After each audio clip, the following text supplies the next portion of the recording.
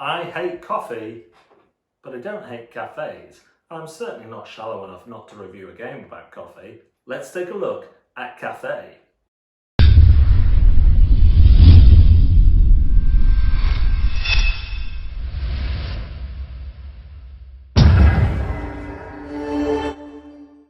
In a game of Cafe, each player is going to get 2 cards with matching backs. So you're looking at the little logos there.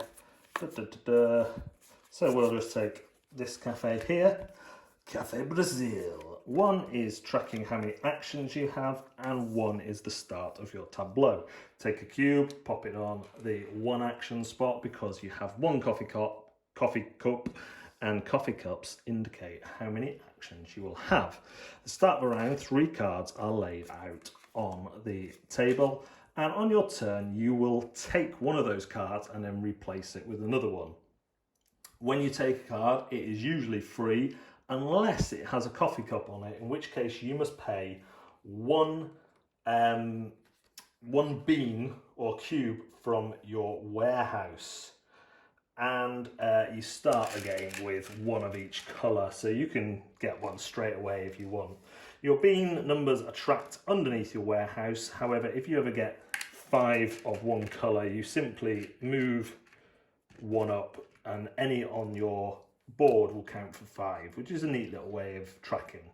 This is important because beans in your warehouse at the end of the game are one of the ways of scoring points. The other way of scoring points is not through anything on there, through supplying coffee houses. So if I supply this coffee house with 2 brown and 1 red, I will get 5 points at the end. To do so, you're going to want to build an engine that has all the elements of coffee making on it. First is to produce, then to dry, then to roast, and then to deliver. And helpfully every icon has the letter on it that it is related to that action and the order that you have to do them in. So let's say that on my first go, I am going to take, got yellow and red there, so let's take this one. So I've got another drying, some more beans there, and a coffee house to deliver to. Now I'm going to have to place this somewhere on my existing card, covering 2, 3 or 4 elements that are already on there. Now I always have to have at least 1 coffee cup, otherwise I'm out of the game. And the other wrinkle is that if I group things together, then I get bonuses. So I'm going to go there, and then I get to take my 1 action. So for my action, I'm going to produce. Now normally you would just put 1 bean onto one of your the same coloured beans, the cube onto the beans. But if you have a cluster together, you get to do them all. So I would put a brown and a red out. Now, if I had more actions, I could also dry them. And when you dry beans, you take beans of the same colour, even from multiple places, and dry them out over here. However, because I've got a cluster again, I can do it multiple times. So basically, whenever you cluster things, apart from the cafes themselves, you get to do a bonus colour, essentially.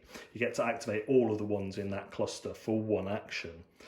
And when you deliver, you either deliver to the coffee house. So if I was delivering now, I could deliver that red one there, take this one and deliver it to my warehouse.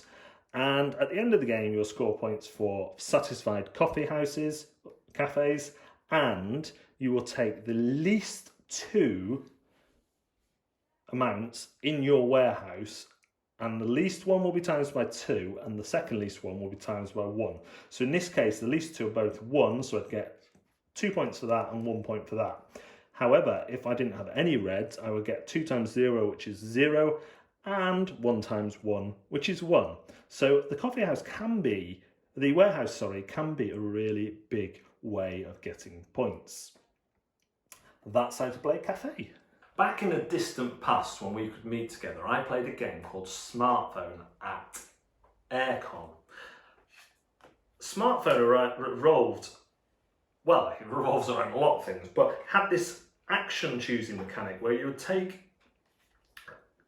cards with grids on, and you would lay them over each other in a different way to work out what actions you were going to take that turn. And it really fascinated me. And Cafe is kind of a full-blown game based on that. I absolutely love the puzzle and the decisions of, right, well, if I put that there over that one, I'm going to lose that power, but it might not matter so much because of what I'm gaining. I think it's a really, really good little way of doing things. I love the power of the coffee cups. You always want a coffee cup because they give you more actions, but they're going to cost you something from your warehouse. The game is simple. Basically, you want to build in such a way that you get groups of the similar items together, because that will allow you to be more efficient. It will give you those cluster bonuses. The bit that I found most difficult to explain to people is the scoring, where you want to score you score your first and second least amount in your warehouse. And that includes 0. So if the least amount of leftover coffee beans you have is 0, you're going to get 0 points. But it's really fascinating. It means you're not always concentrating on delivering to the cafes, because if you can get like 4 of each colour, that's going to be 8 points from your lowest and another 4 points from your second lowest, and that's like 12 points. And some of the cafes, what are they worth? 2 points. 5 points, but then again, you often need to spend from your warehouse, so it's hard to keep it balanced. There's a lot of difficult decisions in the game. You would think that getting more actions would be an obvious thing to do, but trying to use them correctly and use them in the most efficient order is a really, really good, nice puzzle. Yes, there's not multiple routes to victory, but for a game that's essentially a set of cards and cubes, there is some good crunchy decisions in here about what to sacrifice and when. And, you know, if you don't get a certain thing quick enough, the drying out or the roasting, coffee in it, but if you don't get that in the order, then you're going to produce a clog in your kind of engine that you're building, and you're going to need to sort that out. I'm just a little bit taken with this one. It's portable, the box isn't too big, the rules are clear, there's kind of cascading bonuses with cluster bonuses. You can even make your coffee cups free, but ships take up a valuable space. Should you then cover that later on and then you have to pay for your coffee cups again? It's just a great little game, and one that I highly recommend for fans of engine building, for fans of tableau tile laying games. The coffee theme is there in the sense of that you have to go through the processes, I assume, that a coffee bean goes through. It's not overwrought, it's not, you don't feel like you're making cups of coffee in that sense, but it's no worse than a lot of other games, and it's all illustrated in a really nice fashion. Yeah, I'm a little bit taken with this one. This is definitely one that will be staying in my collection.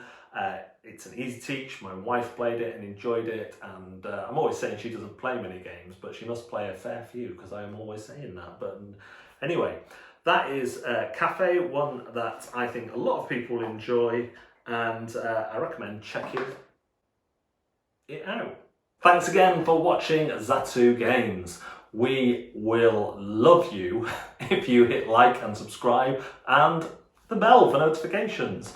We are also live on Twitch on Mondays and Fridays and Facebook on Wednesdays. Do follow us on all the social medias, or else. See you next time.